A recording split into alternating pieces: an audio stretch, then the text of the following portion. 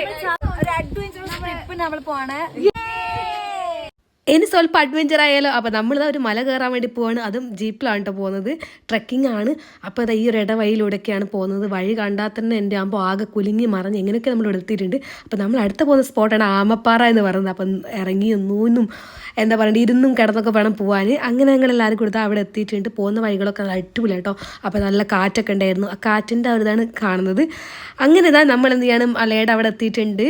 അപ്പോൾ ഇതാ ഇതിൻ്റെ ഉള്ളിൽ കൂടെ നമ്മൾ നുഴഞ്ഞ് പോവുകയാണെങ്കിൽ നമുക്ക് പോകുന്ന വഴികൾ നോക്കാണ്ട് ഇതുപോലൊരു പാറ ഇടുക്കിലൂടെയായിട്ട് പോകുന്നത്. ഞങ്ങൾ ഫസ്റ്റ് എക്സ്പീരിയൻസ് ആണെന്ന് പറയുന്നത്.